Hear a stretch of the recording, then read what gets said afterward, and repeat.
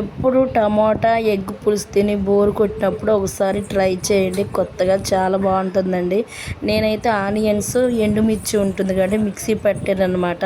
Mixie పట్టిన తర్వాత ఇంకా డైరెక్ట్గా అయితే ఇంకా ఆయిల్ వేసానండి. ఆయిల్ వేసిన తర్వాత పేస్ట్ అయితే మిక్సీ పట్టుకున్నాం కదా, ఆ పేస్ట్ అయితే ఆయిల్లో వేసుకోవాలన్నమాట. పచ్చి వాసన పోయే వరకు అయితే బాగా ఫ్రై చేసుకోవాలండి. ఇప్పుడైతే కొన్ని తాలింపు గింజలు అయితే వేసాను అనమాట. నా దగ్గర అయితే కరివేపాకు లేదండి, అయిపోయింది, అందుకని చెప్పి వేయలేదన్నమాట. మీరైతే వేసుకోండి. అయితే మనకి పేస్ట్ అయితే బాగా ఫ్రై అయిందండి. ఫ్రై అయిన తర్వాత ఆయిల్ అయితే పైకి వస్తుంది అనమాట. పైకి వచ్చేసిన తర్వాత మనమైతే కట్ చేసి పెట్టుకున్న టమాటా ముక్కలు అయితే వేసి ఇవి కూడా బాగా టమాటా ముక్కలు అయితే వేస్తున్నానండి. టమాటా ముక్కలు కూడా బాగా మగ్గనివ్వాలన్నమాట. కొంచెం పసుపు సాల్ట్ వేసుకోవాలండి సరిపడినంత అయితే.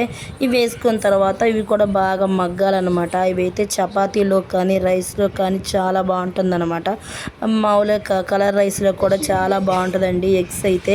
ఇక్కడ నేనైతే కొంచెం ఒక హాఫ్ స్పూన్ అయితే సాల్ట్ వేసానండి, ఒక స్పూన్ అయితే పసుపు వేసాను అనమాట. వేసిన తర్వాత చూసారా బాగా మగ్గుతుందండి. మగ్గిన తర్వాత బాగా టమాటాలు అయితే పండాలన్నమాట. పండిన తర్వాత అయితే చాలా బాగుంటాయండి, పచ్చివి కాకుండా. ఇప్పుడైతే వాటర్ పోసుకోకపోయినా పర్లేదన్నమాట. నేనైతే కారం కూడా ఏం వేయలేదండి, మీ ఇష్టం అనమాట. ఇప్పుడైతే ఉడికించుకున్న ఎగ్స్ అయితే ఒక 6 అయితే వేసానమాట. వేసిన తర్వాత బాగా అంటే ఘాట్లాగా పెట్టుకోవాలండి, చాకుతో ఘాట్లు పెట్టుకోండి.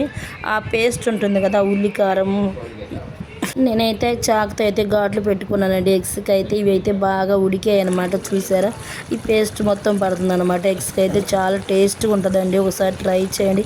ఇప్పుడైతే కర్రీ రెడీ అయిపోయింది అనమాట. చూస్తుంటేనే చాలా ఎమ్మీగా అయితే ఉంటుందండి. ఒకసారి ట్రై చేయండి, చాలా బాగుంటుంది అనమాట. ఇంకా మరిన్ని వీడియోస్ కోసం అయితే మన ఛానల్ని సబ్స్క్రైబ్ చేసుకోండి. బాయ్.